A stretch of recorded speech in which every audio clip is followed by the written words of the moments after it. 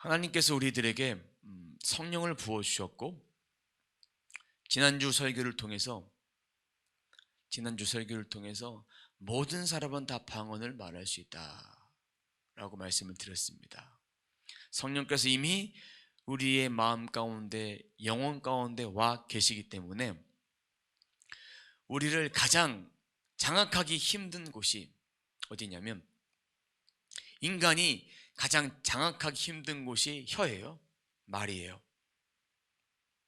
이것을 장악하시는 거예요.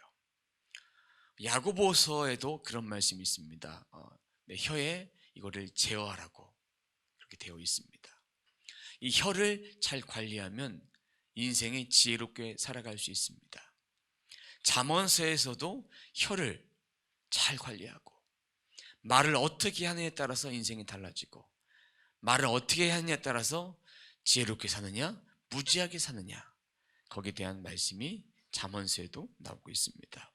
내가 사람의 방언과 천사의 말을 하더라도 내게 사랑이 없다면 나는 울리는 종과 시끄러운 꽹과리와 다를 게 없습니다.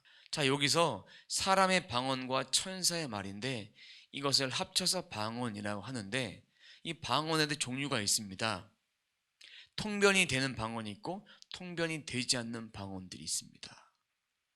통변이 되는 방언은 사람의 방언입니다. 사람의 방언은 해석이 가능해요. 통변의 은사를 받으면 해석이 가능합니다. 사도행전 2장에 나왔던 그 방언, 누구나 다 알아들을 수 있는 외국어 방언, 대국어 방언도 여기 해당되어지고요. 고린도전서에 말하고 있는 이 방언도 해석할 수 있는 그런 방언이 해당이 됩니다. 그런데 방언에도 두 가지 종류가 있다고 말씀드렸습니다. 천사의 방언은 우리가 알아들을 수 없는 영의 언어입니다. 아무리 통변의 은사를 받아도 해석할 수 없는 부분입니다. 해석 불가한 방언입니다. 이 방언인데, 이 방언을 모두 다 그 신령한 그런 방언이지만, 하나님께 비밀을 말하지만 해석이 가능한 것과 가능하지 못한 것이 있다 할지라도, 그것 가운데에 사랑이 없다면 울리는 종과 시끄러운 꽹과리다.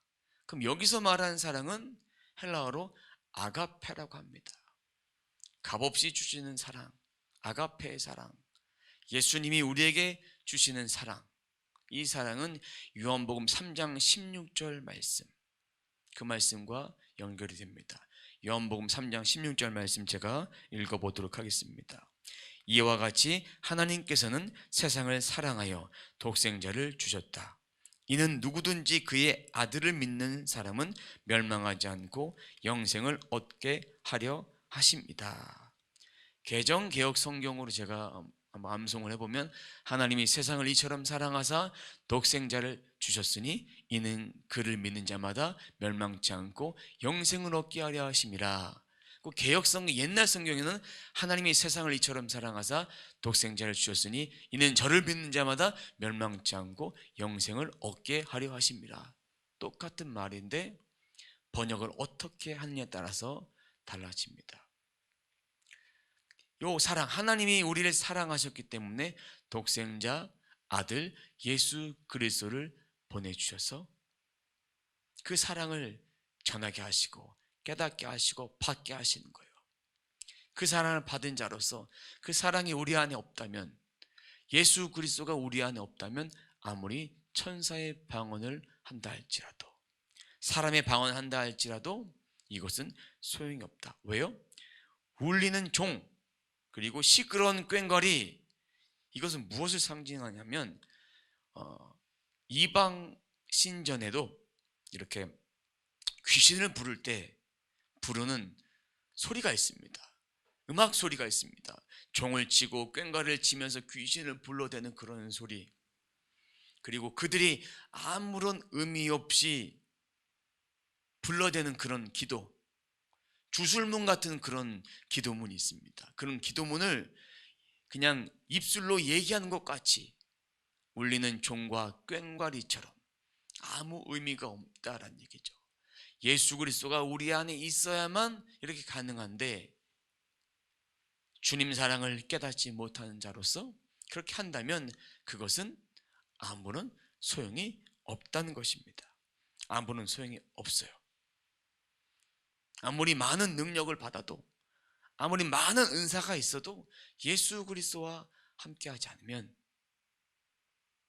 아무 소용이 없다. 여기서 좀 아이러니한 것은 이렇게 은사가 임한 사람에게는 하나님께서 그 은사를 쓰십니다. 이게 참 아이러니한 거예요. 이런 사랑이 없어도 이렇게 은사를 쓰는 사람들이 있습니다. 그런 사람들은 나중에 변질돼서 자기가 신인 것처럼 자기가 능력이 많아서 그렇게 되어졌던 것처럼 교만한 마음이 바뀌어집니다. 변질되어져요. 아까 그 말씀처럼 사랑이 있어야만, 오늘 본문 말씀처럼 사랑이 있어야만 그 은사가 건강하게 잘 풀어질 수 있다라는 얘기입니다.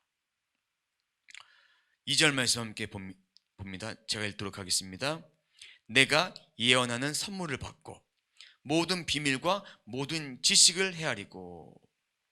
앞절만 좀 다시 보겠습니다. 내가 예언하는 선물을 받고 라는 그런 말씀이 있습니다. 이 말씀 보면 예언은요 2가지로 정리가 됩니다. 한 가지는 하나님의 기록된 말씀이 예언입니다. 이거는 불변한 진리, 변함없는 진리가 이 예언입니다. 또 하나의 예언은 성령의 음성이에요.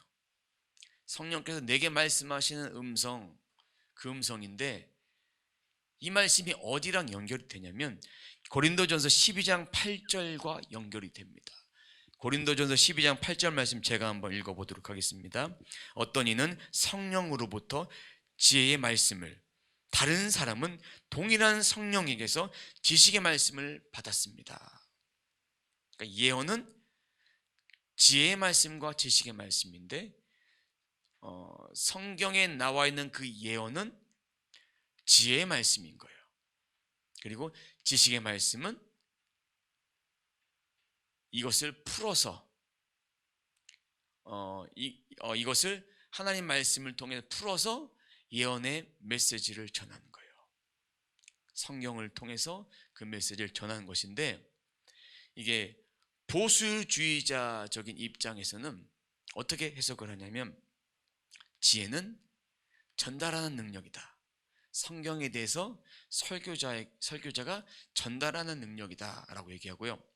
또한 지식의 말씀은 이 말씀을 해설받는 것이다. 내가 이 책을 읽었을 때, 이 성경을 읽었을 때, 이 교리집을 읽었을 때, 이 말씀을 읽었을 때 잘 해석받을 수 있는 그런 능력을 힘입는 것이다.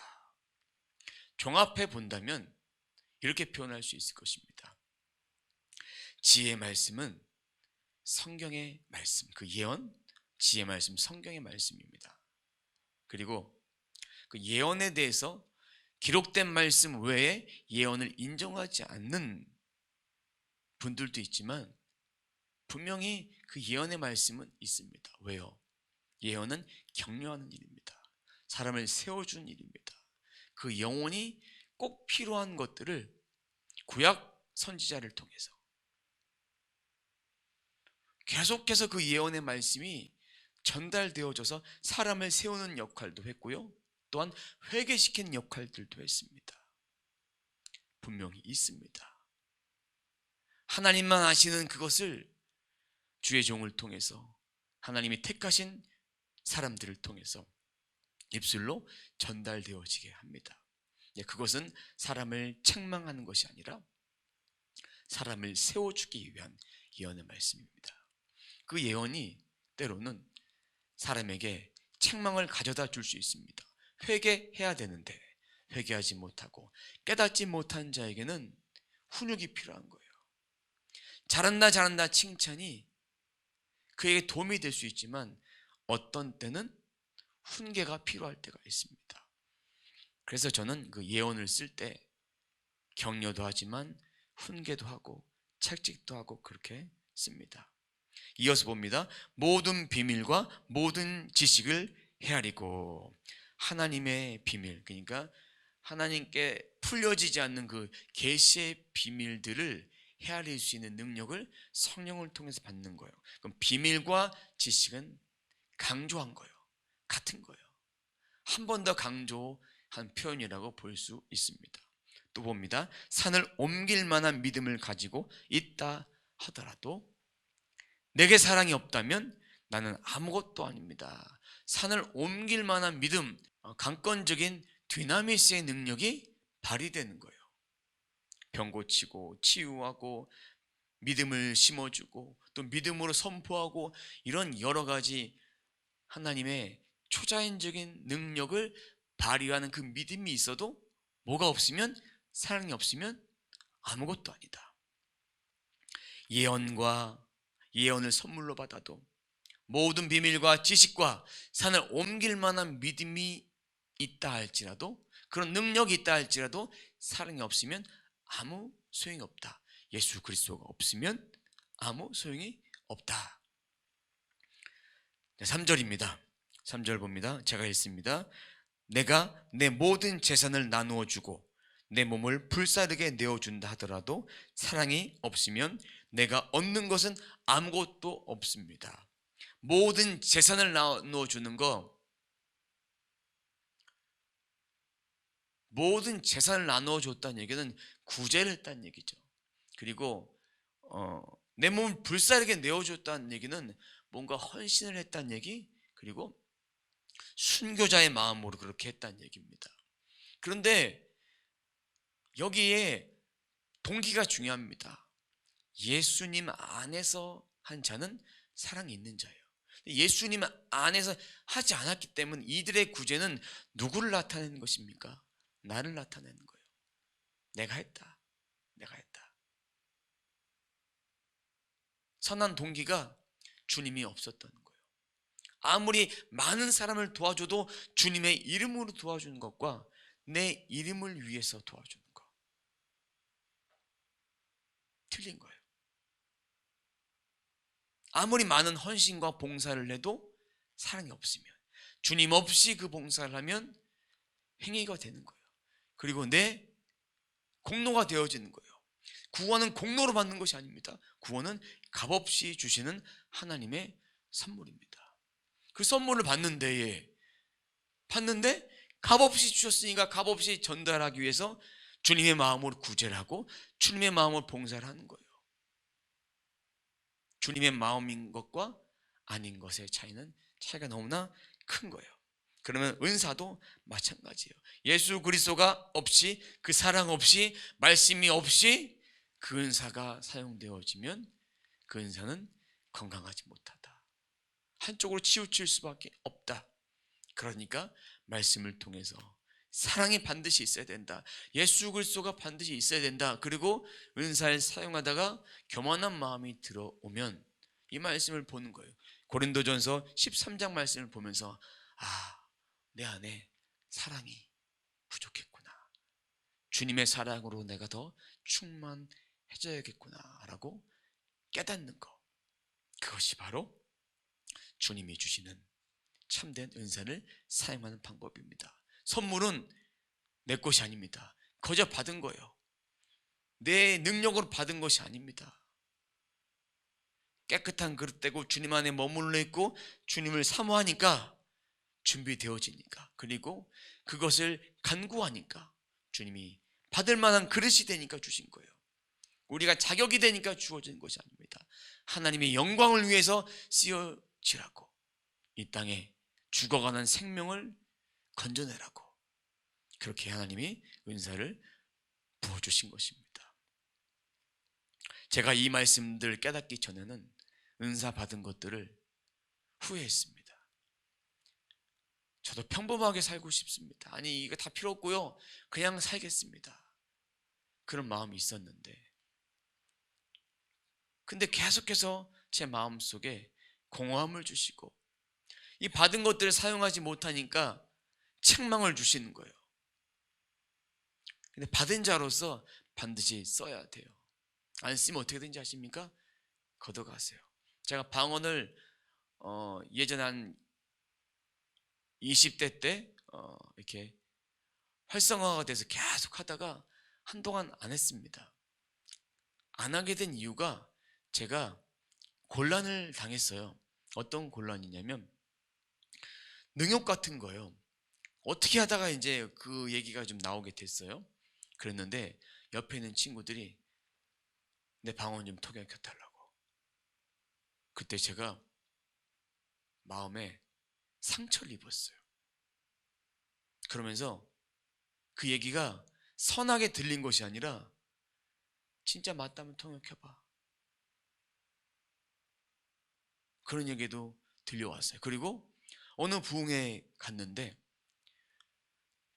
통변의 은사가 있는 나와보세요. 그래서 저한테 제가 나갔어요. 나갔더니 방을 해보래요. 사람 앞에 있는데 솔직히 창피한 마음도 있었습니다. 사람이 앞에 있는데 그렇게 시키는 거예요. 그래서 순종했죠. 그때 신학생 때니까. 그랬더니 조금만 더 하면 되겠어. 제가 그럴 때 상처를 받고 다 하기 싫은 거예요. 다 하기 싫었어요. 떠나 살다가 하나님께서 계속 불쏘시개처럼 계속 찌르시는 거예요. 성령의 음성을 통해서 제 속에 내주하신 성령의 음성이 계속 들려오기 시작하는 거예요. 그러다가 은사자가 은사자답게 살지 못하니까 하나님이 하나둘 묶어두기 시작하는 거예요. 그 다음에 모든 것들 하나님 다 걷어가셨죠. 그 다음에 예수 그리스도 안에 이 비밀이 풀려져 있구나 라는 깨달으니까 이 은사를 사용할 때도 자유함이 있는 거예요. 예수 안에 자유함이 있더라고요. 이것도 진작 저에게 누군가가 한마디만 해줬으면 이렇게 방황하지 않는 그런 삶을 살았고 지금 더 달라졌던 삶을 살았을 텐데 아쉬움만 남지만 하나님이 저에게 매일 저녁마다 기도시키신 이유가 있더라고요. 깨닫게 되었다는 것입니다. 4절 말씀 함께 봅니다. 사랑은 오래 참습니다. 사랑은 친절합니다. 사랑은 시기하지 않습니다. 사랑은 자랑하지 않습니다. 사랑은 교만하지 않습니다. 자, 사랑은 오래 참는다. 인내한다. 뭘 오래 참을까요? 감정. 내 안에 올라오는 그런 감정, 절제하지 못하는 그런 감정들을 참아내는 거예요. 인내하는 거예요. 컨트롤하는 거예요. 사람이 살다 보면 이런 마음이 들 때가 분명히 옵니다. 그럴 때마다 우리는 인내해야 합니다. 주님의 십자가를 생각하면서. 또 사랑은 친절합니다. 뭐냐면 친절한다는 얘기는 친절함의 본을 보여주신 예수님, 섬김의 종으로 오신 예수님을 기억하면서 온유한 마음으로 선한 마음으로 봉사하라는 거예요. 친절하게. 말만 친절한 것이 아니라 주님이 섬겼던 것처럼 그런 방법대로 친절하게 사람들을 대하는 거예요. 우러나는 그런 마음으로. 시기하지 않습니다. 시기는 뭘까요? 이 고린도 성도들이 이 시기를 많이 했어요. 은사를 받은 자와 받지 않은 자가 여러 패로 갈려지면서 나는 바울파다, 나는 게바파다, 나는 아볼로파다, 나는 그리스파다 이러면서 서로 시기하면서 나는 바울 선생님에게 배웠어, 나는 바울의 후계자 아볼로에게 배웠어, 나는 게바 베드로에게 배웠어, 나는 예수님께 직접 배웠단 말이야. 이러면서 당파를 지어줬을 때 시기했어요. 넌 은사가 있네, 나보다 더 많네, 나보다 돈이 더 있네, 이러면서 시기하기 시작한 거예요. 이런 사람은 사랑이 없는 거예요. 예수님이 없는 거예요. 자랑한 거, 이 은사를 자랑했어요. 그러니까 바울이 통역이 없을 때는 방언하지 말라고 한 거예요. 바울이 자신이 당신네들보다 내가 방언 더 말함을 즐겨하는 것을 원한다라고. 그렇게 고백하면서 바울은 자랑했던 것이 아니라 이것을 징계하고 이것을 컨트롤하고 이걸 치리하기 위해서, 다스리기 위해서 편지로 보낸 것이 고린도전서 말씀이죠. 자랑하지 않는 거예요. 은사는 평가할 수 없습니다. 최근에도 저에게 어떤 은사가 있습니까? 라고 물어봤을 때 전 대답을 안 했습니다. 성경에 자랑하는 것이 아니라고 말씀해 주셨어요.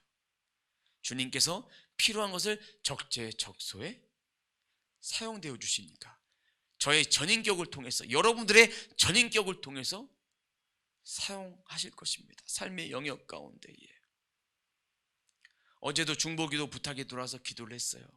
기도했는데 이명증 때문에 오늘 한의원을 가시려고 했대요.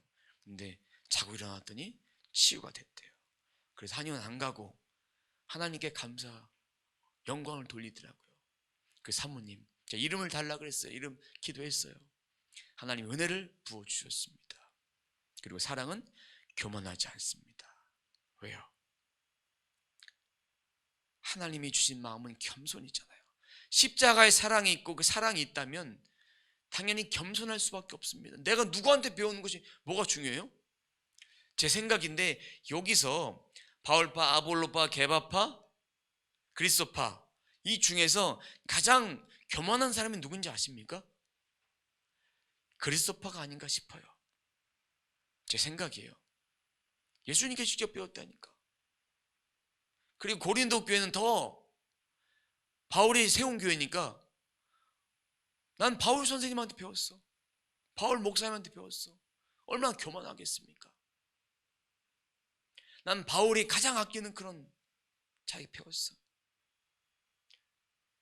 초대교회 가장 큰 초서까지 쓰임받았던 베드로. 난 베드로파야. 이러면서 서로 지도자를 통해서 파가 갈라지는 거예요. 나는 어떤 교회 다녀? 우리 교회는 커, 우리 교회는 작고, 우리 교회는 뭐 이래. 이러면서 갈라지는 거. 하나님 원하지 않는 거예요. 교회는 그리스도의 몸이에요. 그리고 몸 안에 그 지체들이 있는 거예요. 머리 대신 예수 그리스도를 통해서 그 지체가 하나님 나라를 세워가는 거예요. 한 사람이 또 다른 사람을 세워가고 그렇게 세워가면서 그런 공동체가 세워지는 것입니다. 제자 삼는 공동체가 되어야 하는 것입니다. 5절 말씀 봅니다. 사랑은 무례히 행동하지 않습니다. 사랑은 자기 유익을 구하지 않습니다. 사랑은 쉽게 성내지 않습니다. 사랑은 원한을 품지 않습니다. 무례하게 행동하지 않는 것은 다른 사람을 부당하게 대우하지 않는 거예요. 이치에 맞게 공정하게 대하는 거예요. 똑같이 대하는 거예요. 공평한 사랑을 베푸는 거예요. 내가 마음이 가는 사람이 있지만 그 사람을 더 생각하지 않고 공정하게 대할 수 있는 것. 또한 자기 유익을 구하지 않는 건 뭐냐면 섬기는 데 있어서 또 다른 사람을 향해서 약한 자를 돕는 거예요. 아까 얘기했던 친절하고 똑같은 거예요. 친절하고 똑같은 거예요. 그리고 속내지 않는 거, 화. 아까 얘기했던 오래 참음과 비슷한 거예요. 성령의 열매와 비슷하지 않습니까? 듣다 보니까. 그리고 원한을 품지 않는 거, 보복하지 않는 거예요. 이에는 이, 눈에는 눈, 주먹에는 주먹. 이렇게 서로 그렇게 대하지 않는 거예요. 이렇다고 정의를 밝히지 말라는 것은 아닙니다. 정의를 밝히되 보복하지 않고. 이에는 이, 눈에는 눈, 이 말씀을 제정하신 이유는 뭔지 아십니까? 그 이상의 것 하지 마라. 보복하다 보면, 원한을 삼다 보면 누군가가 내 가족에게 해를 입혀서 다리를 부러뜨렸어요. 그러면 거기까지만 해라는 얘기예요. 사람이 복수하다 보면 다리도 부러뜨리고 손도 부러뜨리고 그냥 아작을 낼 수도 있잖아요. 표현이 좀 그렇지만 갑자기 생각이 안 났어요. 그냥 완전 그냥 16주에 진단 내버릴 수 있는 거예요. 그런 것처럼 보복하지 말라는 거예요. 보복하지 마라. 원한 품지 마라. 또 원한을 사지도 마라. 6절입니다. 사랑은 불의를 기뻐하지 않고 진리와 기뻐합니다. 불의, 기뻐한 일을 하지 않는 거예요. 믿는 자로서 공정한 일을 하는 거예요. 원가가 5만 원인데 팔 때는 6만 원 받아라 돼 있는데 7만 원 받은 거예요. 제가 예전에 안경을 했을 때 어떤 분이 알을 구입하시면 태를 그냥 드리겠습니다.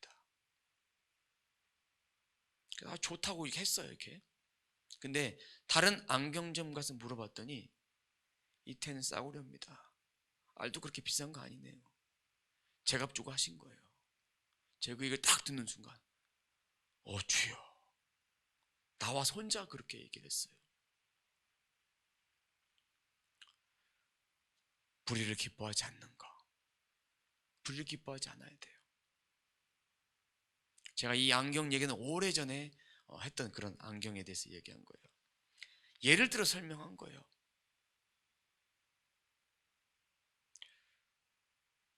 또 진리와 함께 기뻐합니다. 예수님과 함께 기뻐하고 바른 삶을 살아갈 수 있게 됩니다. 7절 말씀 봅니다.